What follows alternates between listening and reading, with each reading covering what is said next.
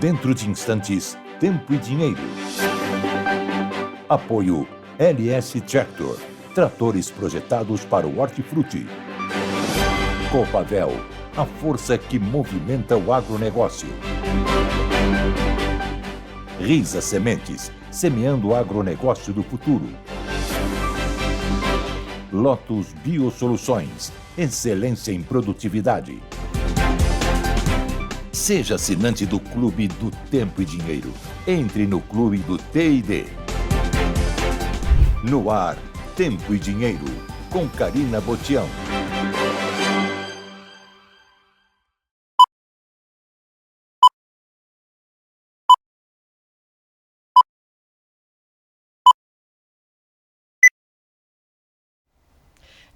De junho, quarta-feira, boa tarde para você, seja muito bem-vindo.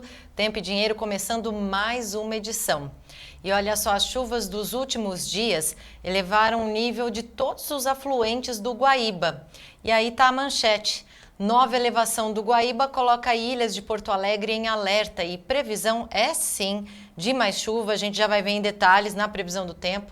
Lembrando que esse aviso vale até pelo menos para o meio-dia de amanhã. Tem um alerta de precipitações de 50 milímetros nas próximas 24 horas e também já se fala num acumulado de até 200 milímetros nos próximos 10 dias. Então deve vir mais chuva sim por todo o Rio Grande do Sul, também algumas chuvas em Santa Catarina. Vamos ver com detalhes durante essa edição. Por outro lado, São Paulo, todo o estado de São Paulo está passando por um momento seco, também outras regiões, né, Centro-Oeste, parte do Nordeste, do Norte. Destaque da Folha de São Paulo é o seguinte: São Paulo tem alerta de perigo potencial para baixa umidade do ar. Ontem, o índice de umidade chegou a 35%. E esse alerta aí está incluindo todo o estado de São Paulo, não é só a capital, não. A Organização Mundial de Saúde fala o seguinte: menos de 60% já é prejudicial para a saúde humana, por conta das vias respiratórias que ficam ressecadas, também por conta da poluição, tempo seco e quente. Então, muito cuidado nesses próximos dias. Agora, quem está respirando ar puro, pelo menos, é o João Batista, que está lá no Mato Dentro. João Batista, boa tarde para você. Boa tarde, Karina Botião. Muito boa tarde a todos os amigos do Tempo e Dinheiro. Mais ou menos, viu, Karina? Porque está um poeirão aqui que você não imagina. E olha, todos esses alertas aí de tempo seco, parece que vocês estavam falando da gente aqui no Mato Dentro, interior de São Paulo, onde hoje está frio, viu? Está um solão, mas o vento está gelado. E eu estava pela manhã procurando umas nesgas de sol aí para poder dar uma aquecida. Veja você, as mangueiras estão anunciando que vem inverno, elas estão enfolhadas, floridas, aliás, e mostrando que vem o inverno aí, que começa sexta-feira, depois de amanhã, pelo menos na folhinha, viu, Karina? Deixa eu falar de outro assunto. O assunto que nós vamos abordar bastante hoje é a questão política, econômica, porque nós vamos ter o anúncio das novas taxas de juros. O Copom vai se reunir às 16 horas, 18 horas, vem o anúncio das novas taxas de juros, como todo mundo está dizendo, deve se manter estável nos 10,5, 10,25, onde a gente vai perceber que pararam os cortes das taxas de juros, porque a inflação continua avançando e o Copom, que é o Comitê de Política Monetária do Banco Central, tem por obrigação constitucional ser o guardião da moeda. Então, a luta é contra a inflação. Isso tudo contra os desejos do governo Lula, que, ao ver a sua desaprovação crescendo, como todos já viram, passou a atacar o Banco Central e o presidente do Banco Central, Roberto Campos. Mas aí nós temos essa manchete do antagonista, que, segundo a pesquisa do Datafolha publicado ontem, Lula está convivendo com a maior reprovação dos seus 3 governos. E eles, mesmo assim, eles estão comemorando, porque veio uma reprovação em 31%, está crescendo 34%. Isso é o Datafolha. Mas vamos lembrar que na sexta-feira, dia 15, a pesquisa Atlas apontou que o Lula está com 47% de desaprovação. É o pior índice da sua série histórica. Já uma pesquisa do IPE mostra que as famílias mais pobres são as mais afetadas pela inflação. É disso que se trata. Aí ele tenta, como ele é um uma tentativa de mágico, né, um simulacro de mágico, fazer com que as pessoas olhem para o outro lado e não para o principal problema. Mas nós estamos e vamos continuar mostrando que nós estamos correndo um sério risco na economia brasileira. Hoje o meu editorial vai comparar com o sucesso que o Javier Milei está tendo na Argentina, para a gente tomar atento. Bom, também hoje nós estamos com a Bolsa Americana, as bolsas americanas em feriado, como quando se comemora, né, a libertação dos escravos lá do século passado. Eles dedicam este 19 de junho para essa comemoração. As bolsas estão fechadas, voltam a abrir às 9 da noite, horário de Brasília. Só para a gente ter uma referência, o fechamento da soja ontem foi a 11,72,75. Esse é o vencimento julho, 11,72.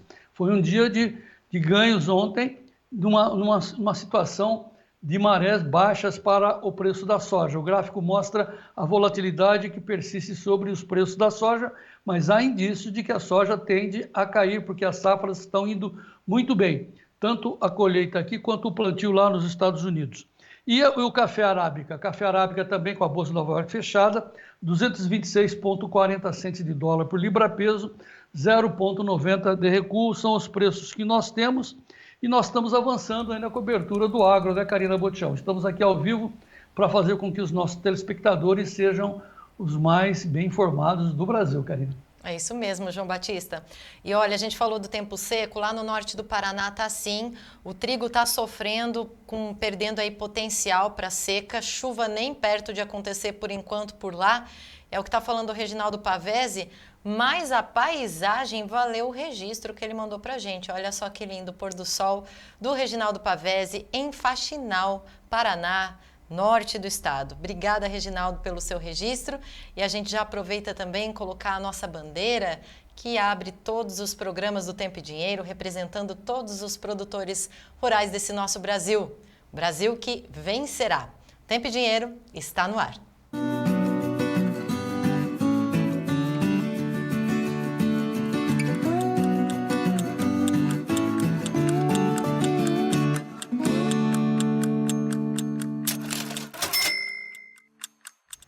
19 de junho, quarta-feira, sejam muito bem-vindos ao Tempo e Dinheiro. A gente vai começar direto com os destaques dos nossos analistas, começando pelo Vlamir Brandalize, que está na Argentina. Olá, amigos do Tempo e Dinheiro. O Mercadão hoje aí é meio feriado, meio não, né, lá nos Estados Unidos. É o dia que eles comemoram a libertação dos escravos deles lá, né? Então, o mercado muito morno, normalmente é muito morno, né?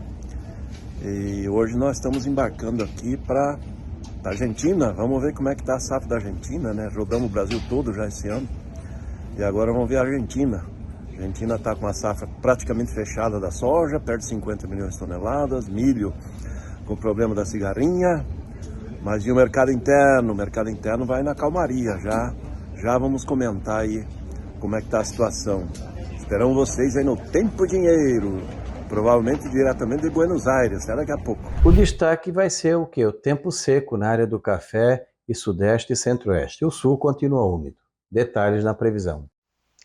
Muito boa tarde, Karina Botião. Boa tarde a você que nos acompanha nessa edição do Tempo e Dinheiro. Durante a madrugada, aquele friozinho, pela manhã 17 graus, agora 26 graus aqui em São Paulo, mas aquele ventinho frio começa a bater também aqui na capital paulista. Já no mercado do boi gordo, esse começa a apresentar pelo menos uma reação. Deixou de cair algumas praças, até mesmo no mercado físico começa a ter uma reação, mesmo que tímida, mas é um bom sinal. Será que é um bom sinal isso? Daqui a pouquinho a gente vai comentar a respeito da evolução dos preços no mercado do boi gordo. Lá na B3 hoje, as negociações seguem no lado positivo. O junho a 223,85 por arroba, sobe 0,13%, assim como julho, 232,85, alta de 0,58%. Agosto, 236,80, 0,81 de alta. E o setembro, 238,25, 0,53 de alta. Ontem o indicador de CPE Exalc fechou no 0 a 0, R$ 221,50 com a referência do boi padrão China, exportação aqui em São Paulo. Só para você ter uma ideia, não aparece na tela, mas ontem o vencimento futuro, outubro, lá na B3, fechou a R$ 241,50. É bom observar principalmente essas informações. A essa diferença entre o atual e aquele que está sendo precificado lá no mercado futuro. O contrato de outubro foi o mais negociado, assim como o vencimento mais curto, julho.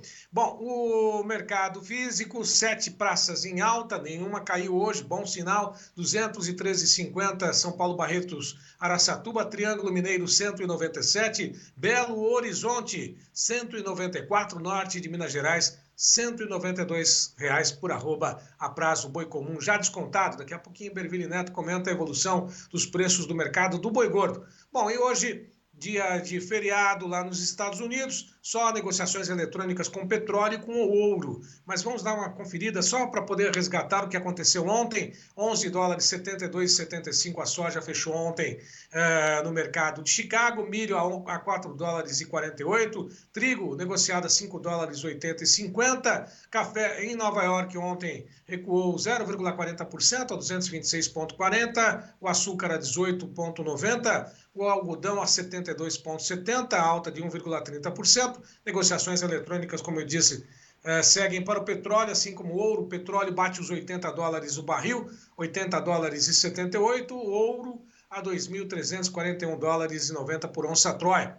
O café robusto Conilon opera normalmente em Londres, com alta nesse momento de 2,15%. Fechou abaixo dos $4.000 ontem por tonelada e hoje tem negociações aos $4.080 por tonelada. No mercado cambial, aqui negociações voltadas principalmente à política econômica do Brasil e também à decisão do Copom, do Comitê de Política Monetária do Banco Central. Haverá redução ou manutenção da taxa de 10,5% na taxa Selic? Isso no finalzinho das negociações, hoje à tarde a gente vai conferir. R$ 5,46 mais 32, bate o dólar com uma alta de 0,43%. E o índice Bovespa, ações negociadas na Bolsa de Valores de São Paulo, recua 0,45%. aos 119.096 pontos. Dólar mais uma vez em alta, índice Bovespa em queda e muitas notícias nessa edição do Tempo e Dinheiro, que está só começando. Boa tarde para você, Karina Botião.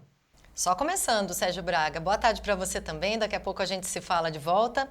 Eu vou agora chamar as principais manchetes dos agronegócios no Brasil, o que foi destaque hoje no portal Notícias Agrícolas, nossa referência. Colheita chega a 30% e Cochupé confirma a safra com peneira abaixo da média. Arroz Cepeia. Novos dados apontam estoques maiores. Liquidez segue baixa no spot. Comissão de Agricultura pedirá ao CAD investigação sobre suspeita de cartel em leilão de arroz. Café Cepeia. Arábica opera na casa dos R$ 1.300 por saca desde o início do mês. Algodão. Apesar de oscilar, preço segue próximo da paridade de exportação.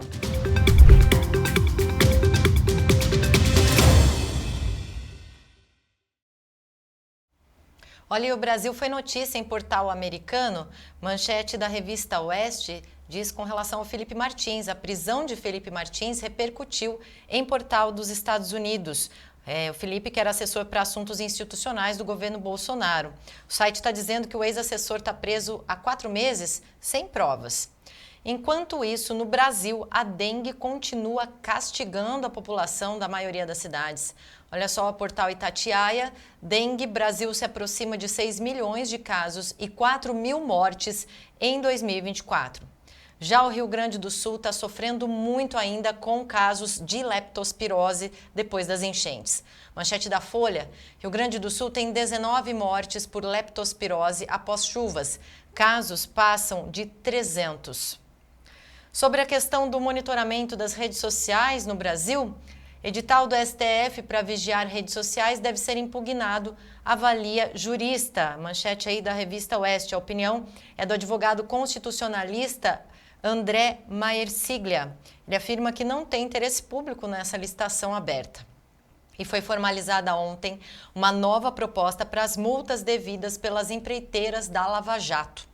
Manchete do Globo, governo cede e propõe desconto de 50% em multas das empreiteiras da Lava Jato. Essas empresas têm agora até segunda-feira para receber se aceitam ou não a oferta. Inadimplência dos consumidores brasileiros, notícia da Investing. Inadimplência atinge em maio 68,76 milhões de consumidores no Brasil. É um recorde histórico. Esse número representa, para vocês terem uma ideia, 41,79% dos brasileiros adultos. E o ranking da CB Consultoria, que é uma empresa especializada em estudo de clima social e também projeção de cenários políticos, diz o seguinte, manchete da Gazeta do Povo, aponta Milei como presidente mais bem avaliado da América do Sul no mês de junho. A imagem positiva subiu de 54,8% em maio para 55,7% em junho. E o Globo fez um editorial, uma opinião de hoje, dessa quarta-feira. Lula demonstra desorientação na economia, está aí a opinião do Globo. E agora eu quero saber a opinião do João Batista. Bom, a gente está relatando desde ontem o que o Lula fez quando viu que as suas taxas de desaprovação aumentaram. Correu e apontou o dedo para o presidente do Banco Central, Roberto Campos Neto, e o próprio Globo, que fez o L, que fez e defende, passa o pano para o Lula, pelo menos a redação faz isso, mas a direção de O Globo, em editorial, diz exatamente essa frase aí, Lula já arranjou um bode expiatório, Roberto Campos Neto. E aí nós estamos fazendo uma comparação, você acabou de mostrar agora, os resultados colhidos pelo presidente da Argentina, nossos irmãos, Javier Milei. Mostramos isso, estamos destacando em editorial, que fazemos no nosso editorial uma breve comparação entre o que está acontecendo na Argentina e o que está acontecendo aqui no Brasil. Argentina de Milei, Brasil de Lula. No editorial a gente repete e explica e aponta que Lula está repetindo os seus erros. E comparamos. Se perguntarmos, diz o nosso editorial, Karina, para qualquer pessoa do mundo, o que faria caso nascessem de novo? Todos, sem exceção, responderiam que não cometeriam os mesmos erros. Óbvio, poderiam cometer outros erros, né? Mas, afinal, todos erram. Mas cometer os mesmos erros e achar que terão resultados positivos é muita estultice. Essa diferença é que marca o novo regime da Argentina com o velho regime de Lula e do Brasil. Estamos correndo um sério risco de virarmos a antiga Argentina, se não a atual Venezuela. É disso que se trata, é nossa obrigação de alertar a sociedade brasileira, Karina. E quem quiser acompanhar o editorial completo do João Batista, acesse as redes oficiais do Tempo e Dinheiro, Tempo e Dinheiro Oficial, e tem acesso aí a essas informações e muitas outras diariamente aqui no Tempo e Dinheiro. Eu vou seguir agora, João Batista, com as informações do tempo. Vinheta do Tempo hoje no ar, um apoio do Clube T&D. Clube do Tempo e Dinheiro oferece o Tempo hoje.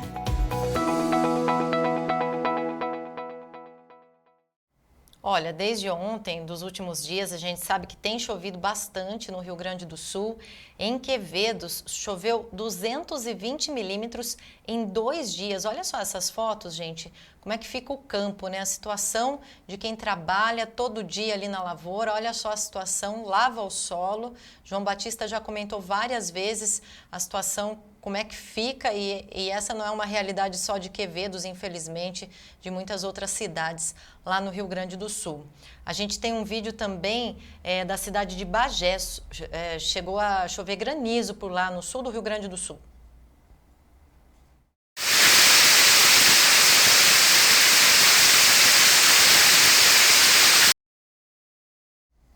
Também choveu granizo em Capão do Leão, perto de Pelotas.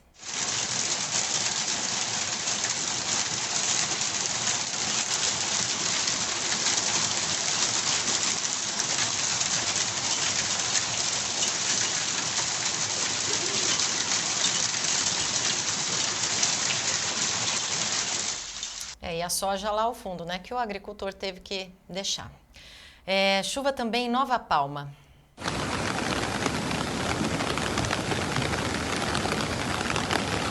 Tá quase na altura da casa do Kiko de novo, cara. Lá no Cerezer deve estar batendo água dentro de novo. As pessoas estão vivendo os mesmos dramas, né? As mesmas ameaças, pelo menos. Folha de São Paulo está dizendo o seguinte, que o inverno promete ser mais chuvoso na região sul e seco na região sudeste. A gente tem um mapa, inclusive, que mostra aí a previsão de 18 de junho, desde ontem, né, a 2 de julho. A gente sabe que marrom abaixo da média, verde acima da média e azul, chuvas muito acima da média. E olha só o que a gente tem em todo o estado do Rio Grande do Sul, chuvas pelo menos acima da média, pegando ali a porção centro-sul também de Santa Catarina nessa situação, e em específico centro-norte do Rio Grande do Sul, né, de leste a oeste aí da porção norte, chuvas muito acima da média nesse período aí que a gente está dizendo, pelo menos de hoje até o dia 2 de julho, ou seja, aí os próximos 10 dias de chuva, como se tinha previsto mesmo. Vamos saber o que é destaque do Notícias Agrícolas nessa quarta-feira? Previsão de chuvas para o Brasil continua concentrada sobre o Rio Grande do Sul, olha aí, confirmando essa previsão que a gente acabou de passar, e também na região norte. A gente tem visto muito isso também, todos os dias aqui no Cosme Met, muita chuva pelo norte do país. Vamos saber o que o satélite da NOAA está contando para a gente nesse momento em todo o Brasil. Olha só, essa faixa escura, a gente já sabe que é ausência de nuvens, o tempo está seco aí, o bloqueio atmosférico atingindo, olha, quase a totalidade do estado de São Paulo, pegando todos os outros estados vizinhos ali, parte do Mato Grosso do Sul, Mato Grosso, enfim, Minas Gerais, Espírito Santo, Rio de Janeiro. E olha a chuva lá no Rio Grande do Sul nesse momento, centro-sul do Rio Grande do Sul, chuva também ali na região de Pelotas, Porto Alegre, muita nebulosidade também já ali na região de Erechim, Passo Fundo. É isso, pessoal, chuva nesse momento, nessa porção aí, pelo menos, do Rio Grande do Sul. Vamos saber para os próximos 7 dias como essa frente fria vai se movimentar e o que ela vai trazer de chuva para o Rio Grande do Sul. Olha, amanhã, quinta-feira, dia 20 de junho, a gente tem muita chuva ali por todo o estado do Rio Grande do Sul, região metropolitana de Porto Alegre, bastante volume, e a faixa norte ali entre Erechim, Passo Fundo, mas vai diminuindo ao longo do dia. Olha, dia 21, sexta-feira, a gente tem menos chuva nas primeiras horas, mas olha só ao longo do dia. A chuva volta pelo sul do Rio Grande do Sul, toda a faixa sul. No sábado também essa chuva permanece por ali e vai diminuindo, indo para o mar ao longo do dia. Aí sim, no final do dia 22, dia 23, a gente já não tem chuva no Rio Grande do Sul e nos demais estados, continuam secos. E dia 23, a gente tem a chuva ali lá pelo litoral do Nordeste, apenas Ceará, Rio Grande do Norte, Roraima, umidade no Amazonas, mas olha dia 24, chuva volta na segunda-feira para o Rio Grande do Sul e volta forte. Também chuva um pouco em Santa Catarina, olha só, passando pelo dia 25, terça-feira em Santa Catarina, umidade ali pelo sul do Paraná, também no litoral do Espírito Santo no dia 26, quarta-feira. A gente está vendo que a previsão do Cosme Met coincide, comprova essa previsão de chuvas intensas para o Rio Grande do Sul nos próximos 10 dias. Olha só, a gente destacou segunda-feira, dia 24, o Gleidson vai colocar para a gente agora o zoom do mapa Cosme Met que a gente acabou de ver. Olha só a proporção de chuva que a gente vai ter na próxima segunda-feira, dia 24. Pode abrir para a gente, isso aí, obrigada, Gleidson. Toda essa mancha vermelha é muita chuva, vocês acompanham aqui, já sabem, e toda a faixa centro-norte, né, do Rio Grande do Sul e Santa Catarina também, olha só, ali toda a faixa central de Santa Catarina apresentando chuvas no dia 24, segunda-feira. Vamos saber com mais detalhes do Ronaldo Coutinho da Climaterra, o que ele tem para explicar para a gente. Estamos aqui, ó. No destaque continua tempo seco em praticamente todo o Brasil. Os tons verdes até têm condição de chuva, mas geralmente não é muita chuva. Você pode ver aqui na escala, ó, coisa de 2,5 a 12 milímetros. Isso aqui é o acumulado de hoje até o dia 28, os próximos 10 dias. Tu vê que chove bem aqui ao norte do Equador, Roraima, Amapá, norte do Amazonas, norte do Pará, pouquinha coisa no Acre, quase nada em Rondônia e uma grande área do país com tempo seco. No Nordeste, a chuva fica no norte do Nordeste e principalmente aqui no leste. Tem que ficar atento aqui entre Natal, João Pessoa, Recife, Maceió, Aracaju e Salvador. Essa faixa aqui, ó, pode ter, em alguns dias, algum pontual elevado de chuva. Avançou em direção à zona da Mata, Agreste, já vai diminuindo a chuva. Chegou no sertão, praticamente é pouca chuva. Alguma coisinha aqui, ó, nessa área aqui, chuvas isoladas. Até na região do Irecê pode ter alguma chuva perdida, mas fica mais da metade da Bahia para o leste e todo esse canto leste aqui do Nordeste. O pessoal da selva até já está pedindo sol, por incrível que pareça, porque está muito nublado e a chuva está mais constante. Boa parte dessa região aqui está com um começo de estação chuvosa muito bom. E até aqui ó, no norte e nordeste de Minas, alguma chuva meio assim, pontual, mas um pouquinho bem-vinda, né? Que é uma área que chove, uma época que chove muito pouco. No sul, continua com muita chuva, principalmente no Rio Grande do Sul, uma boa chuva em Santa Catarina, melhora um pouquinho no Paraná, e aqui no noroeste e sudoeste e sul do Mato Grosso do Sul e Paraguai. Boa parte dessa chuva, vocês estão vendo aqui, uma parte do Rio Grande do Sul vem agora, entre hoje até o fim de semana. Santa Catarina, a chuva basicamente, boa parte dessa chuva vai vir semana que vem. No Paraná também, praticamente nessa área aqui, vem depois de quarta, quinta-feira. Então, ruim no Paraná por falta de chuva e excesso de chuva no Rio Grande do Sul, Santa Catarina meio termo, mais para bom. Quando a gente olha aqui a área do café, nós temos no Cerrado Mineiro tempo seco, não há nenhuma perspectiva de chuva, pelo menos até o final do mês. No café paulista, também na pessoal de cana-de-açúcar e lavouras, pastagens, toda essa região aqui, o que depender de água está numa situação ruim. Do café, só aqui na parte do Espírito Santo e sudoeste da Bahia é que está com uma situação boa do café, que está indo bem. Agora, claro que se tiver na colheita ou na florada, para a florada tudo bem, se tiver na colheita já atrapalha. Quem está na colheita aqui não está para reclamar. O problema daqui não é agora é normal não chover, é a falta de chuva que teve antes. E tem feito muito frio nessa região aqui com temperaturas negativas. Curiosidade, hoje aqui no Itatiaia, entre Minas, Rio e São Paulo, tivemos a menor temperatura do ano, 11,8 abaixo de zero na Serra do Itatiaia. Tem feito frio hoje, fez várias cidades aqui de São Paulo amanhecer frio, mas de tarde esquenta. E chuva aqui no Paraná também, no milho safrinha. Tu vê que o milho safrinha está sofrendo o que tiver na fase final. Quem está na colheita está excelente. Na anomalia está indicando o quê? Abaixo do normal na Amazonas, grande parte do país, o que é o normal nessa época do ano, chover pouco, um pouco acima aqui na área do Nordeste e bem acima no Rio Grande do Sul e Santa Catarina. Aqui vai diminuir à medida que chega o mês de julho. Está indicando um julho mais seco que o normal no sul do Brasil, que vai ser uma bênção para Santa Catarina e Rio Grande do Sul e não muito para o Paraná. E as temperaturas devem cair na semana que vem, principalmente Santa Catarina, Rio Grande do Sul, sul e leste do Paraná e sul e leste de São Paulo também. Então começa a mudar o padrão na semana que vem. Pode acompanhar nosso canal e se inscrever. A Climatea, Ronaldo Coutinho. Obrigada, Ronaldo. Até amanhã. Volto com o João Batista. 2 destaques ainda do clima, muitas informações. O Rodrigo Araújo dizendo que lá no noroeste do Paraná está muito seco, como o Coutinho acabou de dizer. O Marinho Teixeira de Tambaracá dizendo que as colheitas do safrinha estão avançando com baixas produtividades no norte do Paraná.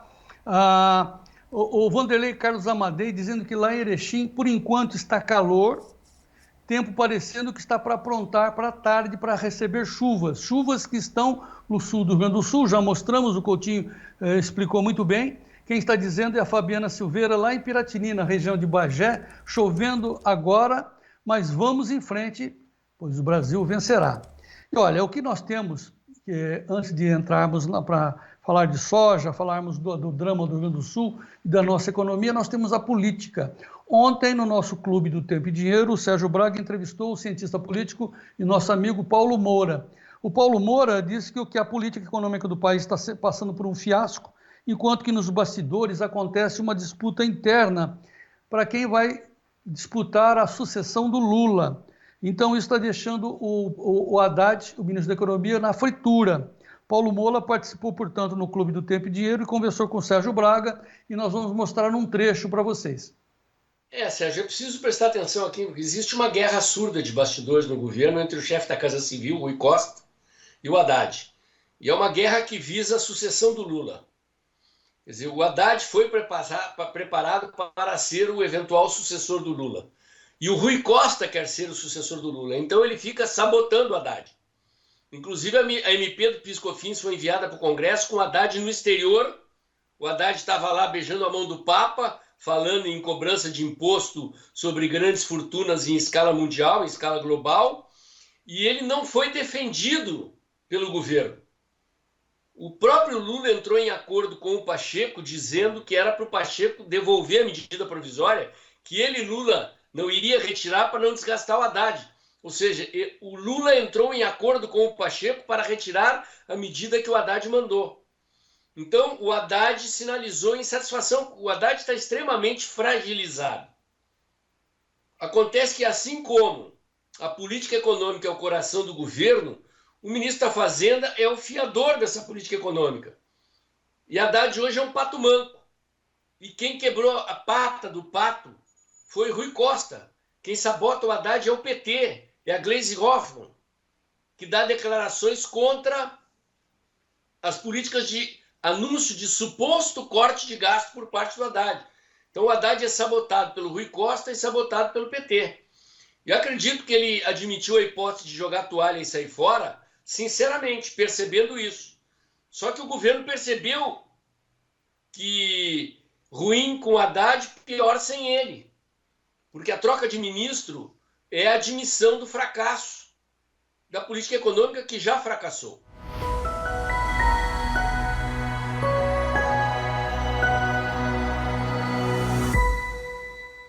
Bem, Karina, e olha, sobre economia, falamos de política, sobre economia, daqui a pouco, Antônio da Luz, economista-chefe da Farsul, acompanhando a reunião do Copom e também falando do desastre que se abateu sobre o Rio Grande do Sul e as promessas que até o momento não se cumpriram. E nós vamos falar com ele daqui a pouco, Karina. É isso aí, João Batista. A gente vai para um rápido intervalo, não saia daí que tem essas e muitas outras informações ainda hoje no Tempo e Dinheiro. A gente volta já.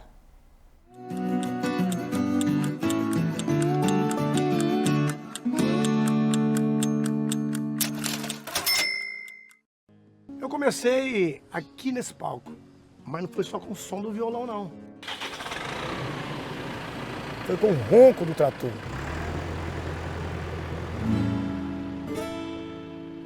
Eu sempre fui um produtor rural e quero crescer cada vez mais.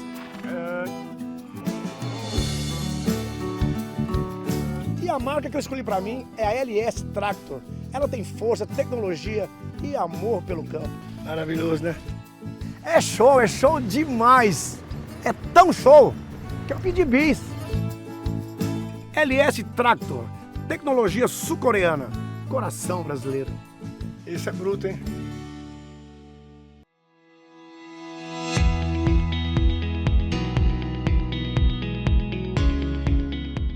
O livro Sementes e Diagnose e Limitações traz um apanhado detalhado sobre o estabelecimento da lavoura, desde a semeadura até a obtenção das indústrias da produtividade, que são as plantas da lavoura. A gente faz um diagnóstico muito detalhado com relação aos erros de diagnose, aos aspectos de diagnose dos problemas de plantio. Essa é a peça-chave do livro, ou seja, você vai conseguir identificar com fotos e detalhes e informações técnicas diversos problemas de plantio que podem estar ocorrendo na sua fazenda. Grande abraço!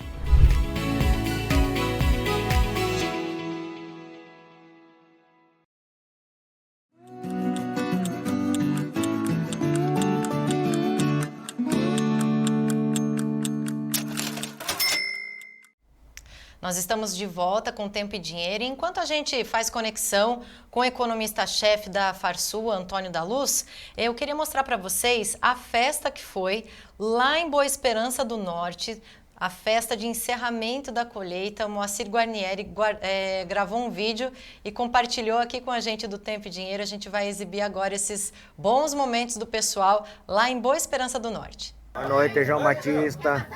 Boa noite, amigos do Tempo e Dinheiro. Hoje é dia 18 de junho, às 19h30. Olha os netos aqui, encerramento da colheita.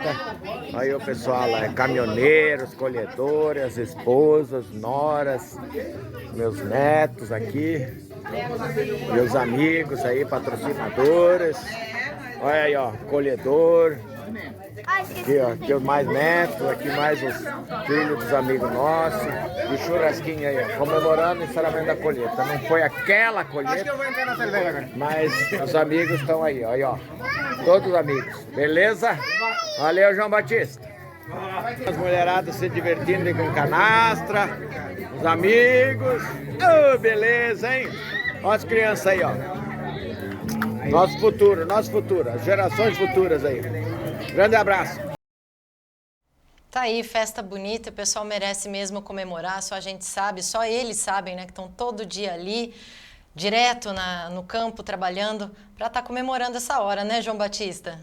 O momento do Brasil, é bom a gente mostrar isso, né? Porque tem aquela ilustração que as TVs fazem, né? Que não mostram o interior, né? A vida, o lado humano dos nossos produtores rurais.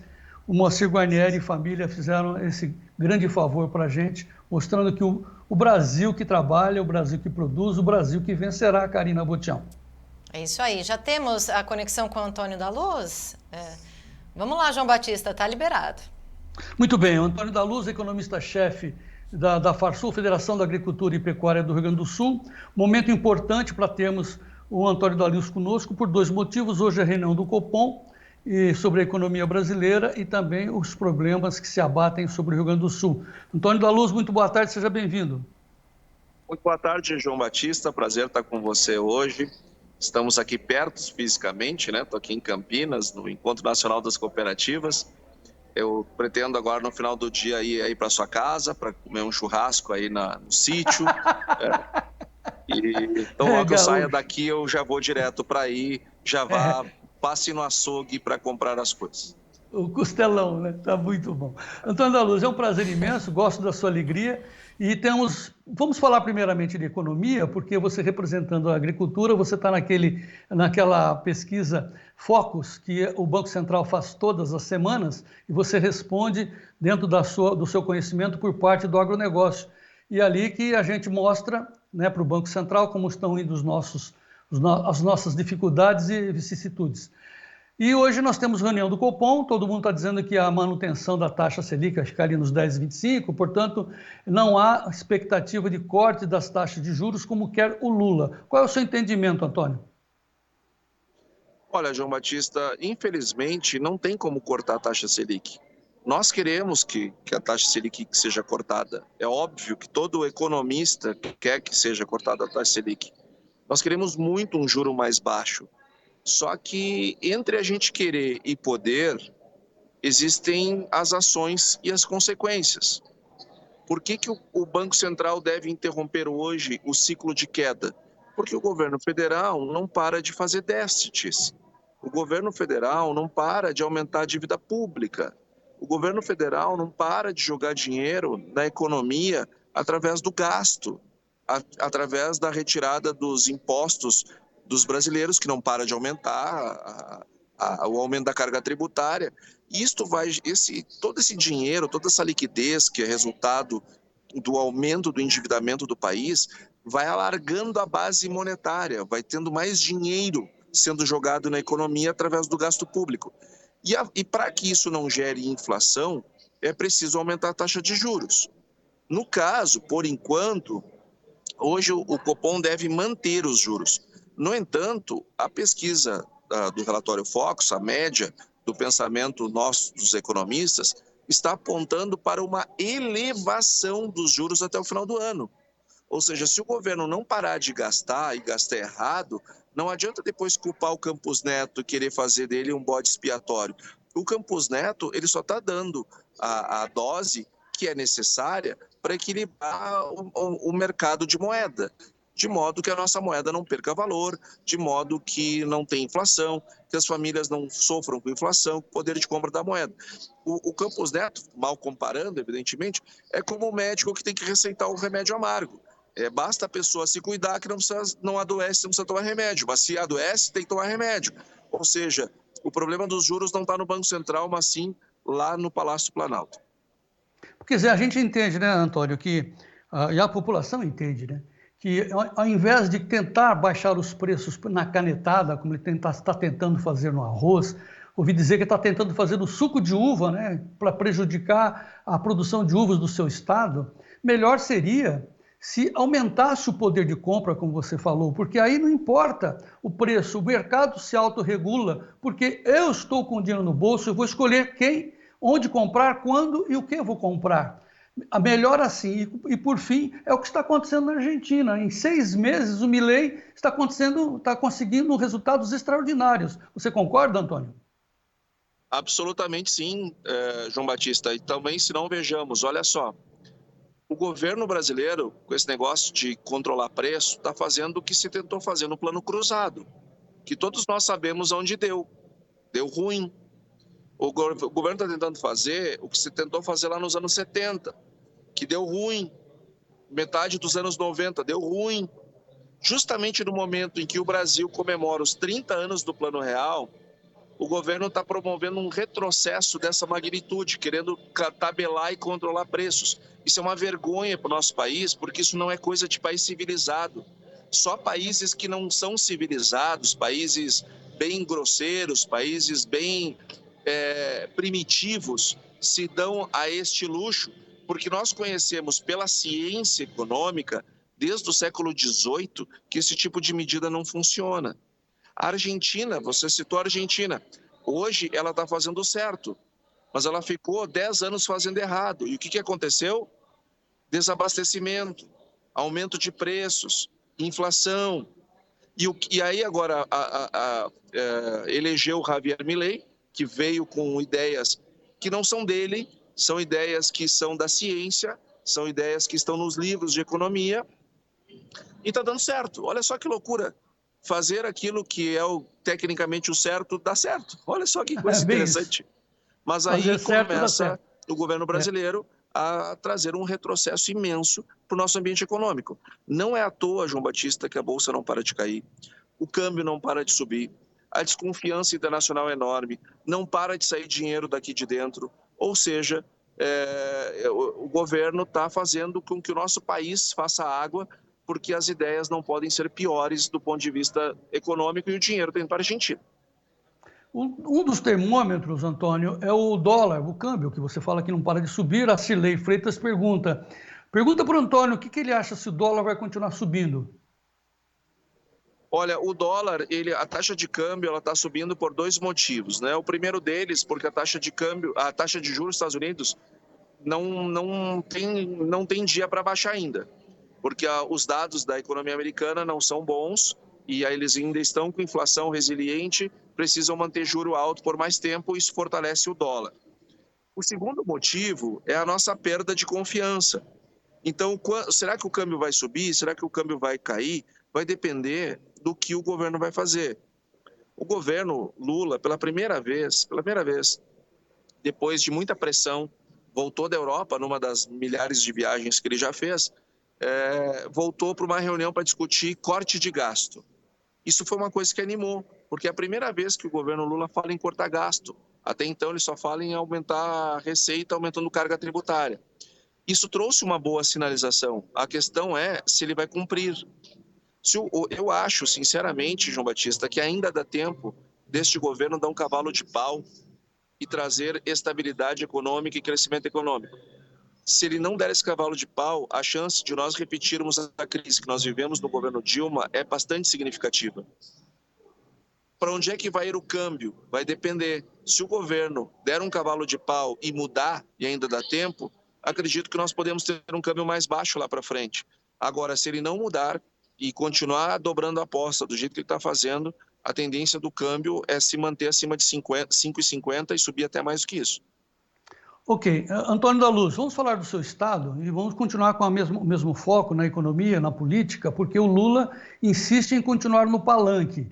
Ele fez propaganda do desastre que se abateu sobre o seu estado e vocês não gostaram nem um pouco. Há um movimento no interior do seu estado chamado SOS Agro Urgente. Nós estamos aqui expondo, viu, Antônio, um convite que eles divulgaram agora há pouco. Eles estão chamando todos os produtores, todos os sindicatos, todas as instituições e prefeituras para um evento marcado para o dia 4 de julho, que foi o prazo que eles deram de um mês para o ministro da Economia, Carlos Fávaro, cumprir a promessa que fez aí no Rio Grande do Sul, ao vivo com vocês. Eu acompanhei numa live para a Farsul dizendo vamos fazer isso e aquilo.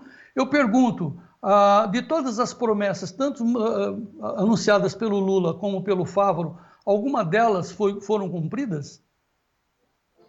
João Batista, nesse momento que o estado do Rio Grande do Sul está fraturado por enchentes, e infelizmente hoje nós estamos vivendo outra, a quinta, Nesses casos, a participação do governo, que tira quase 40% de tudo que nós arrecadamos, ela é fundamental. E o que nós estamos vendo é muita politicagem, muito anúncio e pouca prática. Para te teres uma ideia, João Batista, o governo anunciou que já mandou para o Rio Grande do Sul mais de 60 bi. É mentira, João Batista. Meu Deus. A maior parte desse dinheiro são empréstimos para as empresas tomarem nos bancos. Ou seja, o dinheiro não é do governo, o dinheiro é dos bancos, é empréstimo a 17%. Então, que negócio é esse? Aí diz que, não, mas para aí, nós estamos colocando aqui o imposto de renda da restituição, que é nosso direito ter o imposto restituído, eles botam como se fosse uma ação do governo. Pegaram o FGTS, que é meu, eu tenho direito, é meu. Eles botam como se fosse uma ação do governo. Eles não cobraram os impostos das empresas que ficaram debaixo d'água durante o mês de maio, junho e julho. Eles estão perdoando os impostos federais? Não. Só prorrogaram por 90 dias, depois tem que pagar. Em agosto tem que pagar, os 3 meses atrasados em mais agosto. E eles botam esse valor como se estivessem abrindo mão, como se fosse uma ação de governo. Botam nessas contas. E quanto à medida que nós pedimos para o ministro Carlos Fávaro, nós não tivemos nenhum anúncio até agora. Todos os produtores que têm no Ministério da Agricultura o ponto de contato com o governo, de interlocução, nós não temos nada. Esse estado que vem de 2 estiagens e uma enchente. E o governo não fez nada, João Batista, para o agro. Nada. Para dizer que não fez nada. Prorrogou as contas para 15/8. Mas o que adianta prorrogar para 15/8 se não tem nenhum anúncio de uma medida estruturada? Então isso está fazendo com que as pessoas percam a paciência e queiram sair para a rua. E aí está esse movimento, que é um movimento espontâneo, um movimento de produtores e produtoras rurais que estão se organizando para se manifestar democraticamente.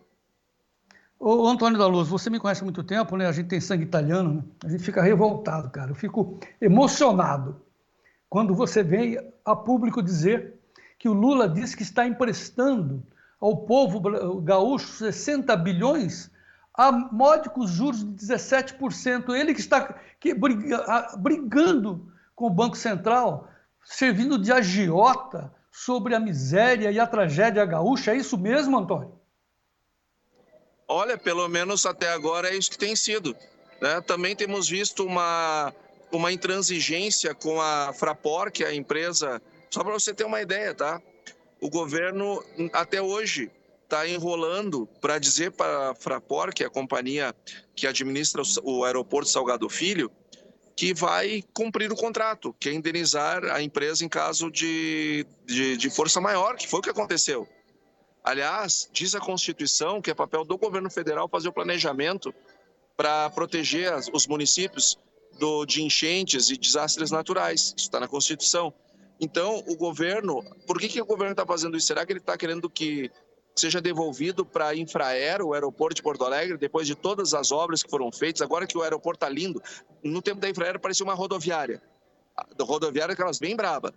Agora é um aeroporto de primeiro mundo. Agora quer devolver, o que querem? Matar a empresa no cansaço para devolver para a Infraero? Será que é isso? Será que esse é o plano? Ou seja, eu acho engraçado, assim, pessoas que chamavam o governo anterior de genocida, com uma paciência enorme com esse governo, diante de todas as barbaridades que estão acontecendo, um povo que está sofrendo. Nós somos brasileiros, tão brasileiros como qualquer outro. Pagamos impostos, mandamos mais de 65 bi por ano para Brasília, dos quais voltam 13 para o estado do Rio Grande do Sul. Ajudar o Rio Grande do Sul não é favor, é obrigação. Grande Antônio, meu grande irmão, muito obrigado. Eu que agradeço, João Batista, e muito obrigado por todo o apoio que você tem dado para o povo gaúcho, através da sua voz, através da sua solidariedade. Nós temos recebido, e muito bem, todo esse carinho que você tem nos dado. Muito obrigado. Obrigado, Antônio. Vamos em frente. Karina, é revoltante, Karina. Pegar a dimensão do que estão fazendo em cima da tragédia. Olha aqui, por exemplo, o Edson Volmer está dizendo: sou gaúcho e posso dizer que os agricultores que pediram para simplesmente adiar para 40 dias o custeio do milho recebeu do banco um 8% de juro, pulando para 12% dentro do contrato. Bom, é por isso, por favor, coloque novamente a tela de chamamento do movimento SOS Agro Rio Grande do Sul, por favor. Pode encher a tela. Há uma convocação geral para as prefeituras, para as entidades, para os sindicatos, para a população de forma geral. Se reunir no próximo dia 4 de julho, é uma quinta-feira, daqui a, portanto, 2 semanas, num evento que começa às 8 horas da manhã, lá na Fenarroz, lá no parque da Fenarroz, em Cachoeira do Sul, né, a capital do arroz. Levem sua reivindicação, use sua camiseta do movimento, porque, como se diz, né, Karina Botião, de promessas, o povo gaúcho está cheio. E o pessoal aqui do chat está elogiando bastante aqui a participação e agradecendo a participação do Antônio da Luz, exatamente nessa linha aí que você leu o comentário do nosso seguidor, João Batista. Pessoal concordando aqui e agradecendo essa contribuição do Antônio da Luz com a gente hoje. Também quero agradecer as outras pessoas que estão nos mandando mensagem. Olha, o Maurício Lemos está dizendo que Ribeirão Preto faz 168 anos hoje. Então, parabéns aí para todo mundo de Ribeirão Preto, ao Maurício, toda a cidade. O Wilmar de Itoporanga, Santa Catarina, está falando que o tempo está nublado lá por hoje. E de Santa Catarina também o Misael Manuel da Silva está dizendo que está 28 graus em Porto Belo. O Miguel Zonzin está falando que tem um sol para cada um em Buritizeiro, Minas Gerais. Está aí nosso Brasilzão participando em peso aqui no Tempo e Dinheiro. Lembrando a você também, seja um assinante do Clube do Tempo e Dinheiro. Se você ainda não é, anota o telefone para você ser um novo assinante, ficar por dentro, estar bem informado sobre todas as notícias e muitas outras, além das que a gente passa aqui durante as edições do Tempo e Dinheiro, conteúdos com Sérgio Braga, com Giovanni Lorenzon, com João Batista, enfim, muita coisa boa que você vai acompanhar todos os dias. 19 99813 2915, 19 99813 2915 e seja o assinante mais bem informado do nosso Brasil, o produtor rural mais bem informado. Olha, João Batista, hoje não tem cotações em Chicago, mas a gente tem na B3, é isso? Excelente, vamos ver. Bom, vamos recuperar as cotações, porque daqui a pouco a gente vai falar com o Vlamir Brandalize. Vamos recuperar as cotações de Chicago, como é que elas fecharam ontem, e depois eu vou a B3, que sim é em tempo real. Então, Chicago, vamos ver como é que fecharam os 4 vencimentos da CME. Julho, 11,72,40, agosto, 11,54, setembro, 11,28, novembro, 11,31. Agora, que está andando são os contratos com soja aqui no Brasil. Na B3, base Porto de Paranaguá, não estão rodando, olha, está no 0 a 0 porque não tem o espelho que é Chicago. Então, julho está no 25,87 dólares por saca, agosto 25,49, setembro 24,91. Bom, o Vlamir Brandalize está na Argentina, mas está parado lá na imigração, estão me informando, mas ele mandou as suas informações sobre o dia de hoje. Então, vamos às informações, notícias da soja com o Vlamir Brandalize, Gleidson.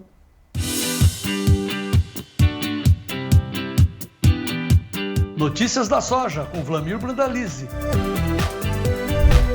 Apoio Copavel, um show de cooperativa.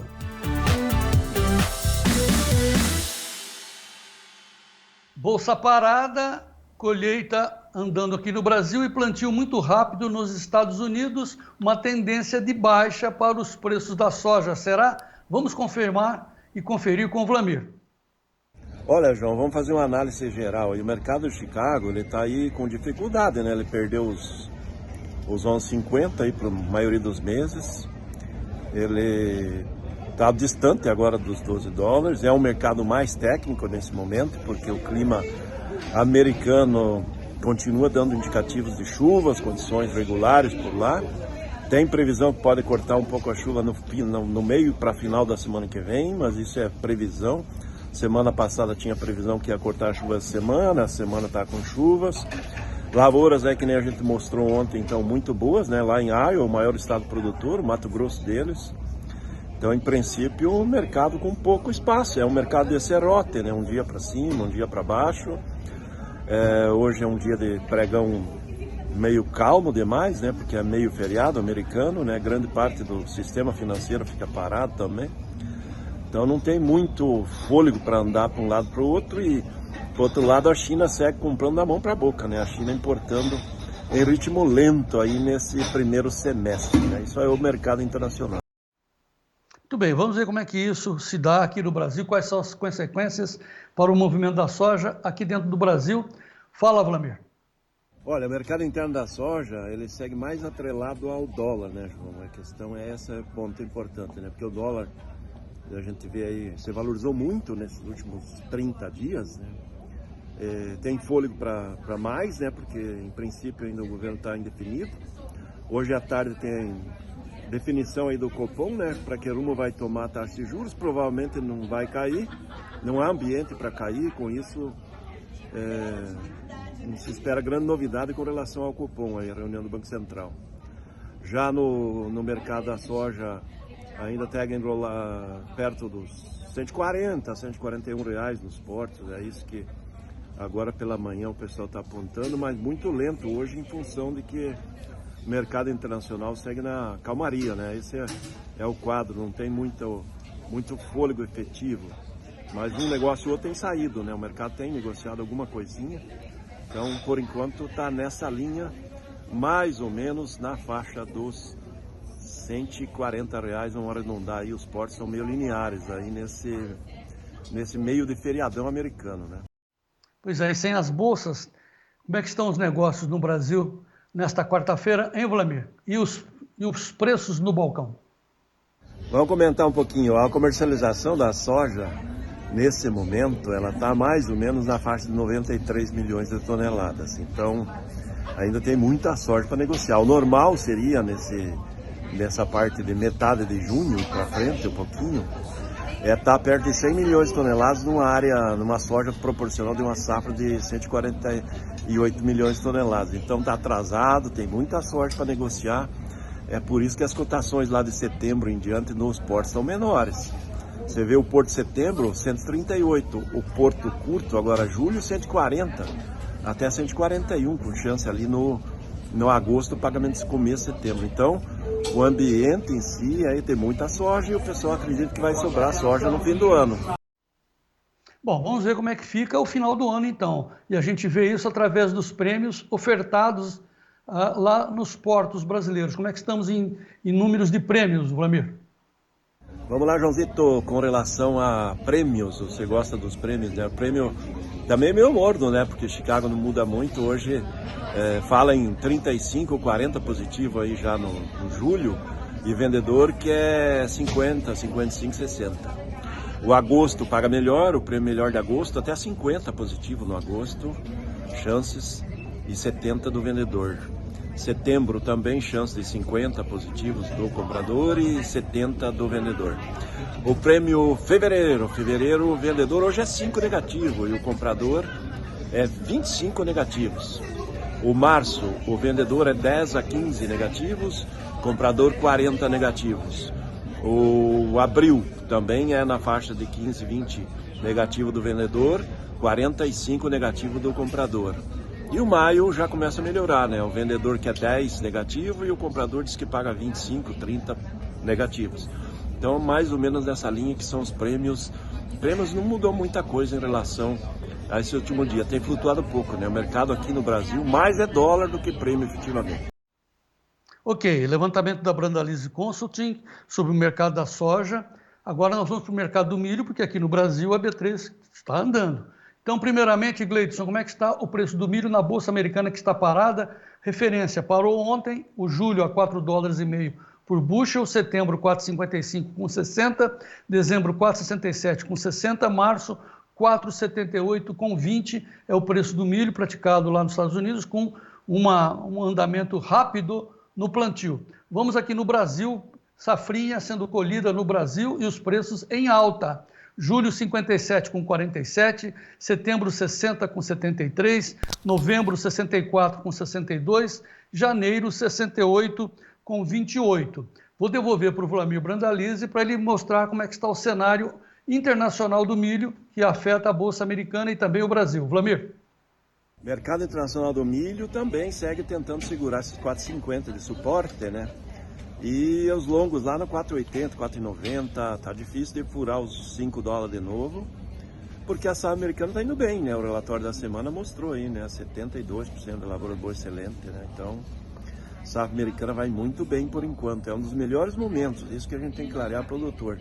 Safra americana, tinha previsão de tempo seco e calor essa semana, agora tem temperatura um pouco mais amena, houve chuvas em muitas regiões produtoras, a umidade do solo está dentro do normal e com isso a safra vai andando bem. Ainda tem muito tempo para acontecer, né? O milho está novo e vai começar a florescer dentro de 2, 3 semanas as lavouras mais precoces. Então o mercado tentando voltar aí, mas ele está nessa janela, 4,50 a 5 é a janela dele, não muda muita coisa até que se defina mais a safra americana e também tem que trazer essa quebra da safra da Argentina que até agora não apareceu no radar do USDA, né?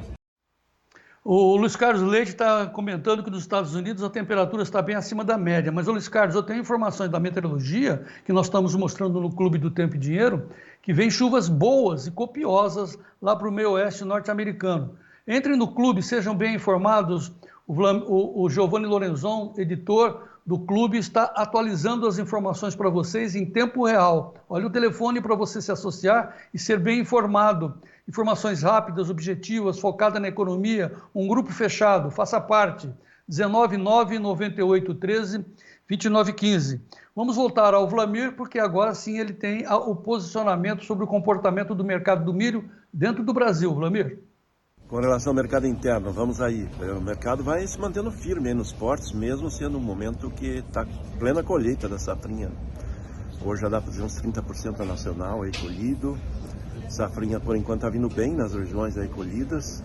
Tem perda, sim, mas em geral boa parte dela está numa condição normal. Continuamos vendo 85, 87 milhões de toneladas de safrinha. E o que a gente quer ver é mercado de porto, né? Porque o porto hoje paga R$ 61 aí para Paranaguá, R$ 61,50 até 62 em São Francisco, Santa Catarina, 62 e até 63 no setembro em Santos. Então, dentro desses patamares é o que é o mercado do milho, que está com uma comercialização bastante lenta. Tem muito milho para negociar ainda e o produtor vem entregando contratos e poucos estão fechando posições novas. Esse é o nosso quadro do milho aí nesse meio de semana. Muito bem. Já que estamos falando do milho, agora a gente precisa pegar uma posição de quem opera com o milho. Nós vamos vamos mostrar a opinião da Germinar. O Roberto Carlos Rafael foi entrevistado ontem no Clube do Tempo e Dinheiro pelo Sérgio Braga sobre a posição do milho. E claro que o milho está de olho nas safras do Brasil e do clima nos Estados Unidos, e quem tem essas informações é o Roberto Carlos Rafael da Germinar. Veja aí. Então, desde o começo do ano, que a gente vinha falando é exatamente para poder travar no mercado a termo, seja exportação no mercado interno, ou pegando oportunidades como nós tivemos de B3 aí ao longo do ano, na faixa de 75, base Campinas. Teve até um pouco mais alto, mas não vamos ficar levantando o que foi, né? Felizmente isso passou. O momento agora é de atenção a tudo que está acontecendo. Se houver uma questão de problema climático nos Estados Unidos, aí dá para esperar um pouquinho, né? Mas agora nós estamos caminhando para o rush da colheita da safrinha. Eu estimo que, os números da Conab agora, se a gente já considerar que nós já estamos no meio quase no meio da semana, e o IMEA traz até um número maior de colheita do Mato Grosso, em 22%, eu acho que a gente está aí entre 15% a 17% colhido da safrinha brasileira. É uma safrinha precoce, a gente nunca teve um rate tão avançado no mês de junho. Para você ter uma ideia, na minha cabeça, Mato Grosso sempre foi assim, 10% de colheita em junho, 80% em 10 a 15% em junho, 70 a 80% ali em julho, e o restante ali em agosto, né? Então, ficaria muito pouco para agosto. Nós estamos quase com 22% e nós estamos no dia 18 de junho, né, Braga? Então nós estamos com uma safrinha precoce, A gente pode caminhar aí por alguns problemas também de espaço. A gente já tem relatos de algumas regiões já colocando milho a céu aberto. Então, assim, o produtor agora primeiro, realmente tem que torcer para ter algum problema fora, que seria o ideal para a classe produtora em termos de preço, né? A gente ter preços melhores. Mas precisa tomar cuidado, porque se isso não acontecer, pode ser que a gente tenha uma dificuldade aí com preços esse ano e caminhe o ano inteiro com esses preços aí nesses patamares que nós estamos vendo. Eu acho particularmente que deve dar uma queda agora por esses próximos dias. Depois, como o produtor está querendo segurar, pode ser que depois melhore um pouquinho e vai ficar à mercê da exportação, que vai ser o grande demandante de preço, e vamos ver até onde eles podem chegar, né? Mas por hora, os preços internacionais mostram que tem países que estão indo à frente, tipo Estados Unidos, que avançou na sua exportação e está avançando na janela de comercialização.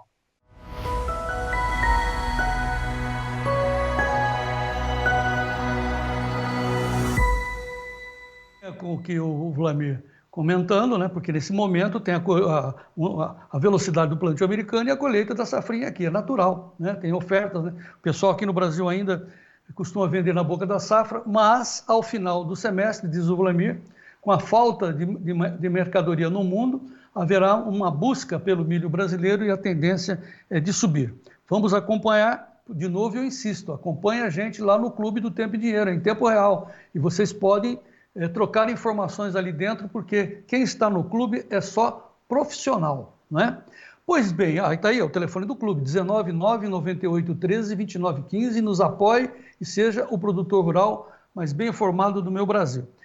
Pois bem, eu estava dizendo que a gente está olhando o mercado, agora como é que fica a produção lá no campo, lá na roça, como é que fica a produtividade do produtor brasileiro que está produzindo a safrinha. Nós vamos para Tabaporã aprender com o seu José Rocha Miranda, o Juca Miranda de Tabaporã, que dá uma receita para chegar a 150 sacas de milho por hectare lá no norte de Mato Grosso. Veja o Juca Miranda. Bom dia, amigos produtores. Nós temos aqui, eu e o Juliano, aqui numa lavoura de milho, que a produtividade esperada é acima de 150 sacos. Essa lavoura de milho, o Juliano acompanhou desde o começo. Nós fizemos análise de semente, germinação e vigor. Nós fizemos também a análise de um adubo. Então aqui está aqui o resultado, ó, que o produtor tem que se antenar em qualidade de semente. O produtor tem que fazer obrigatoriamente a análise de adubo, porque hoje a gente não pode mais confiar no adubo. Então o produtor tem que ficar muito esperto sobre qualidade de semente e qualidade de adubo. E fazer tudo as coisas na hora certa, que vai ter uma grande produtividade, igual eu vou ter nesse talhão aqui, ó. Que a produtividade esperada é acima de 150 sacas. Juca Miranda, garoto, 150, tá bom, né? 150 tá bom. Claro que a nossa meta são 200 sacas, né, Juca? Mas 150 tá bom, com todos os perrengues do clima que vocês passaram aí. E perto de você aí tá o Moacir Guarnieri, que veio relatando como é que estava a safrinha. Muito, muito bom. A gente não se entrega, nós vamos em frente, o agro não para. Deixa eu falar agora de arroz. Manchete da CNN. Produtores de arroz vão à Conab pedir cancelamento de leilão, mas é óbvio, mas eles insistem, e aí aumenta a desconfiança. O Notícias Agrícolas está dizendo agora que o ministro Carlos Fávaro se reuniu com os deputados da Frente Parlamentar do Agronegócio para dizer que o Plano Safra vai ser realmente divulgado dia 26. Mas o Antônio da Luz, que falou conosco agora, está lá no Notícias Agrícolas dizendo que nada adiantam recursos recordes sem possibilidade de acesso. Cadê o crédito? Qual é a possibilidade desse dinheiro chegar para onde mais precisa? Porque normalmente, e vocês sabem muito mais do que eu, que o recurso do Plano Safra é repassado para os bancos. Aí vale a máxima do banco. Eles emprestam para quem pode pagar, mas não para quem mais necessita. E a fila é quem tem mais capacidade de fazer o pagamento, é o que mais vai receber o financiamento do Plano Safra. E quem precisa? Bom, vai continuar precisando. Muito bem, deixa eu ver aqui as cotações do trigo, que estão paradas lá em Chicago. Parou ontem com queda, o julho $5,88 por bushel, setembro $5,99, dezembro 6,23, março 6 dólares e 47,40 por bushel. São as informações de hoje. 9 da noite nós estaremos ligados, viu, Karina Botião, para passar a reabertura da Bolsa de Chicago, que posiciona o planeta Terra sobre os preços, tanto dos principais grãos, né, na CME, soja, milho e também trigo. Seja bem informado, continue conosco no Clube do Tempo e Dinheiro. Karina, e vamos em frente. Vamos em frente, João Batista, muita informação hoje. Obrigada pela sua participação. A gente vai seguir agora falando de mandioca, o mercado da mandioca, com o Fábio Isaías Felipe, apoio do Simp e ABAN. Mercado de mandioca. Oferecimento Simp e ABAN. Olá, boa tarde. Novamente por aqui. Dessa vez para a gente ter uma breve conversa sobre o mercado dos derivados. O que observamos na semana passada foi um mercado de fécula bastante movimentado, com interesse grande dos compradores até para maiores lotes. Os vendedores, por sua vez, seguiram retraídos quanto à comercialização, até por conta de alguma expectativa de mudanças no mercado. E com isso, houve uma valorização de 1,9% no preço médio para R$ 2.563, ou R$ 64,00 por saca de 25 quilos. Dos estados que a gente acompanha, houve uma queda somente em São Paulo. Essa desvalorização foi de 2,4%, com o preço médio por volta de R$ 2.450. Já no Paraná, a alta foi de 0,9% para R$ 2.615, e em Mato Grosso do Sul teve a maior valorização de 3,3% para R$ 2.490 aproximadamente. No outro extremo, o mercado de farinha seguiu com bastante lentidão, e esse cenário ainda bastante atribuído à queda nas vendas para a região Nordeste. E, consequentemente, houve uma leve pressão sobre os preços da farinha fina, que caiu, na média, 0,4% para R$ 120. Já a farinha grossa teve uma desvalorização de 0,6% para R$ 94,59 por saca de 40 quilos. Então, essas são as principais informações de mercado referentes à semana passada, e, pelo menos ao que a gente tem observado, poucas alterações têm sido observadas até então.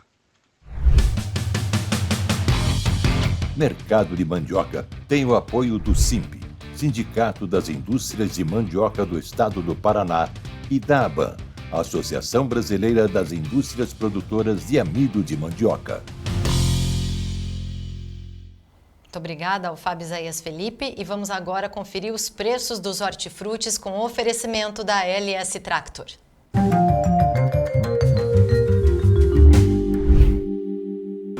Oferecimento LS Tractor, tratores projetados para o hortifruti. Todos os dias, aqui na nossa prestação de serviço, a gente oferece os preços, as cotações do dia dos hortifrutis, sempre com base no levantamento CPEA-Exalc-USP. E a gente começa dessa quarta-feira com leite, olha só, o litro em São Paulo, R$ 2,45 com 63. A batata padrão Ágata especial ao beneficiador, saco com 25 quilos na Chapada Diamantina, R$ 167,50. Ovo branco, FOB, caixa com 30 dúzias em Bastos, interior de São Paulo, R$ 148,83. O tomate salada 3A no atacado, caixa com 20 quilos no Rio de Janeiro, R$ 125,00. E por fim, a manga tome no atacado, o quilo em São Paulo, R$ 8,26. Essas são as cotações do dia, os preços dos hortifrutis com oferecimento da LS Tractor. Eu vou agora com o Sérgio Braga em São Paulo para a gente atualizar os preços do café. Sérgio, temos as cotações? É uma quarta-feira com feriado lá nos Estados Unidos, só para se ter uma ideia, é o equivalente à abolição da escravatura aqui no Brasil. De qualquer forma, amanhã o mercado de Nova York deve abrir com um ajuste nas negociações, de olho principalmente nas origens, né, do Vietnã, do café robusta, do café arábica, o avanço da colheita aqui no Brasil, que de alguma forma segue com um rendimento um pouco menor para algumas regiões aí, ao que tudo indica alguns analistas do mercado. Mas dá uma olhadinha só para resgatar o que aconteceu ontem no mercado de arábica em Nova York, 226,40 centes de dólar por libra-peso. O vencimento de setembro fechou com uma queda de 0,40%, assim como um ajuste em todas as demais posições negociadas por lá ontem também nas negociações. Nós temos essa tela com os vencimentos de ontem. Está aí, julho 226,45, recuou 0,31%, setembro 226,40, dezembro 224,95, o março 223,75. Sem a referência de Nova York, são poucos contratos negociados lá na B3, com negociações mostrando exatamente uma busca pela direção, sem direção definida. Tanto é que o setembro está aí, 278 dólares e 70, sobe 0,96%, dezembro 274 dólares e 30 e o dezembro 249 dólares por saca, a alta ou queda de 1,74%. Portanto, café sendo negociado no setembro e no dezembro acima dos 270 dólares por saca, Karina Botião. Lá na Bolsa de Londres, negociações já encerradas com café robusto Conilon, 4.058 dólares por tonelada, teve uma alta de 1,60%.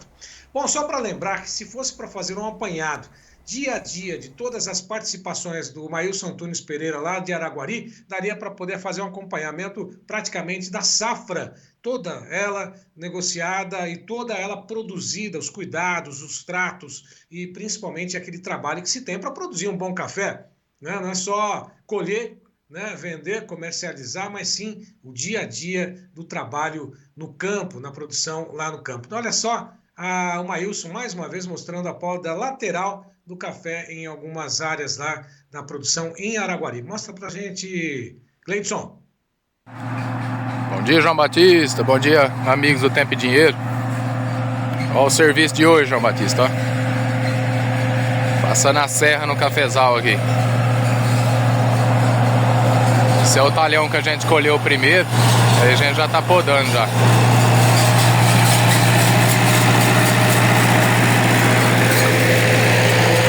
Depois a gente vai cortar aqui 1 metro de altura. Ficar igual o que a gente fez o ano passado.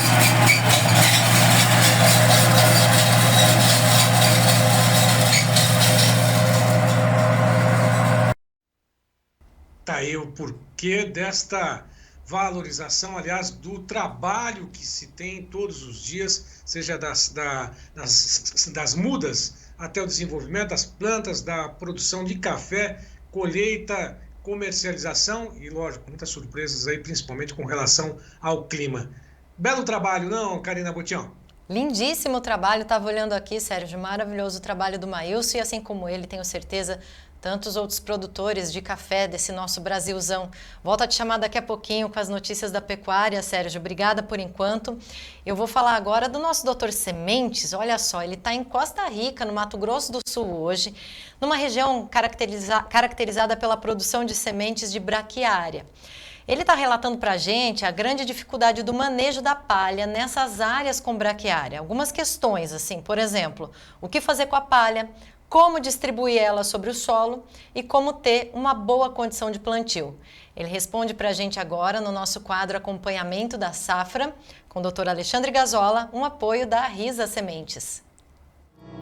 Risa Sementes, semeando o agronegócio do futuro. Oferece Acompanhamento da Safra, com Alexandre Gazola. Olá, amigos do Tempo e Dinheiro. Estamos aqui em Costa Rica, Mato Grosso do Sul, uma área com milheto, né? Observando aí as condições de plantio, né? Essa região é caracterizada por uma região muito produtora de semente braquiária, né? Então visitamos ontem áreas de produção de sementes de braquiária, né? A grande dificuldade é o manejo da palha nessas áreas com braquiária, né? O que fazer com a palha, como distribuí-la sobre o solo e ter uma boa condição de plantio. Um lembrete importante, quando a gente tem muita palha, como esse sistema de produção de sementes de braquiária, a gente tem que tomar cuidado para não estiolar a planta. Eu tenho tanta palha no solo que eu acabo estiolando a planta na arrancada inicial. Esse estiolamento debilita a planta, deixa ela exposta posteriormente a problemas, por exemplo, de anomalia, e também diminui o sistema radicular dela, né? É muito similar essa ocorrência do estiolamento por palha, muito similar a uma profundidade excessiva, né?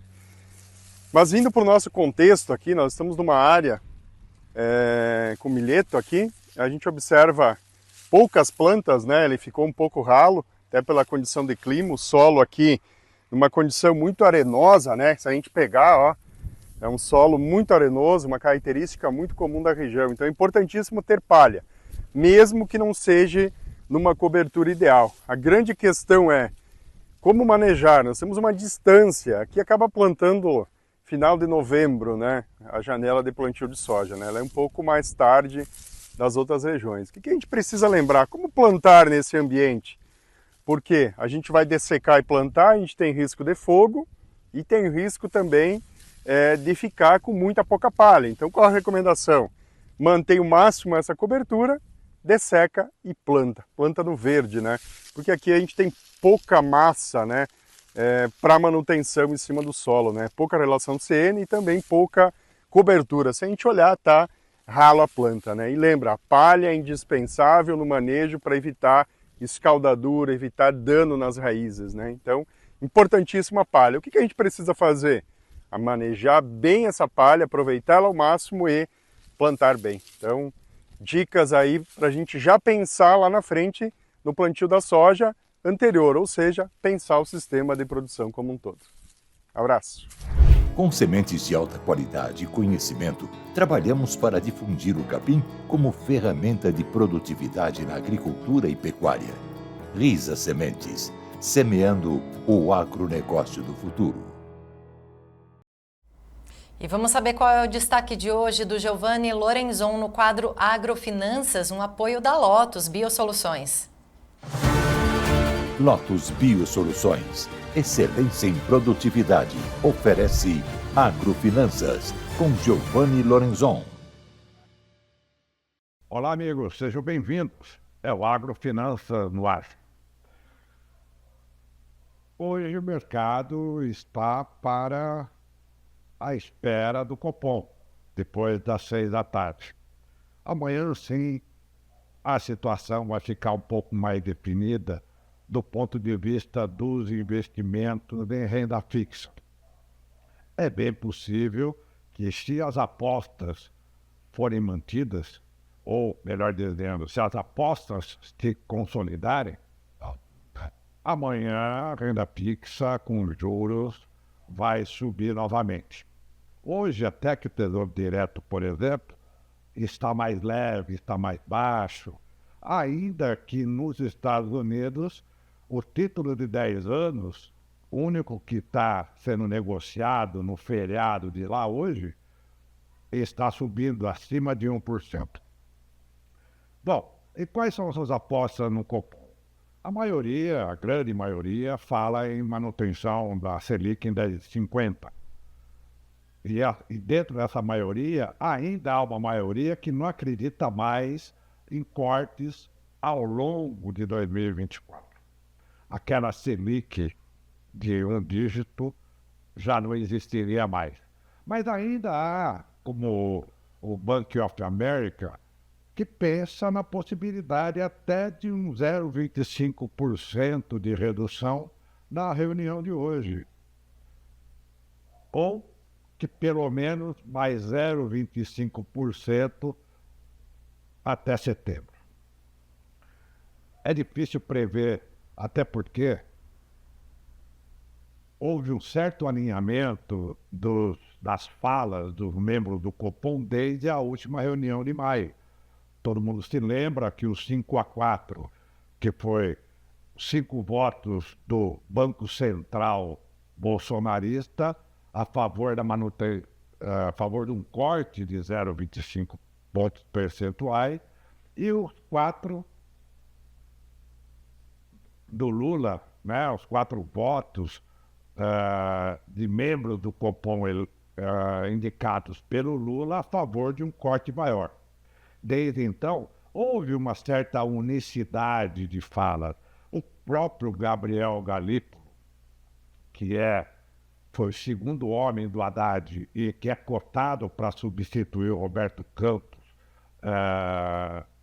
na presidência do Banco Central a partir de janeiro, também chegou até a aventar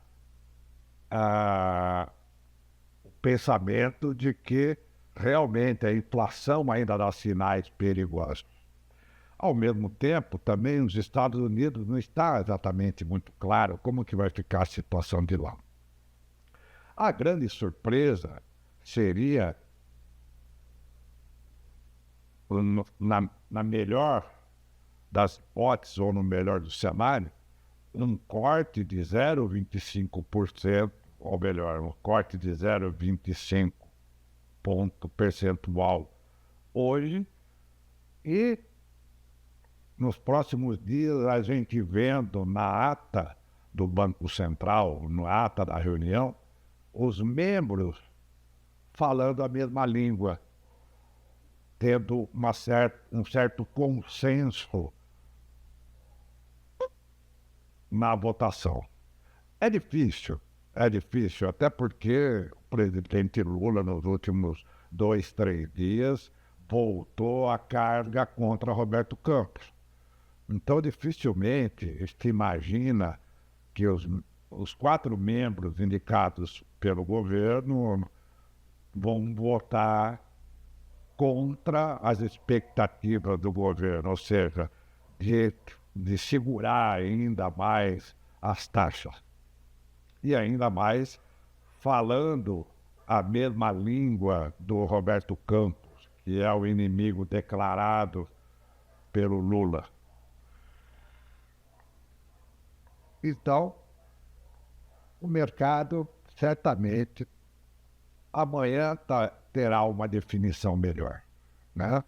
Bolsas caindo, com certeza, se for mantido as taxas iguais às que são hoje, de 10,50, o dólar mais uma vez explodindo, como nos 2 casos, tanto a Bolsa quanto o Ibovespa hoje vem se mostrando, e a renda fixa com a curva de juros novamente atraindo o investidor.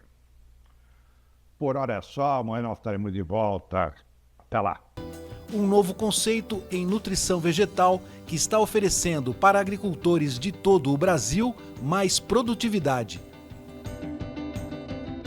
Lotus Biosoluções, excelência em produtividade. E antes da gente encerrar, vamos com Sérgio Braga em São Paulo com as notícias da pecuária.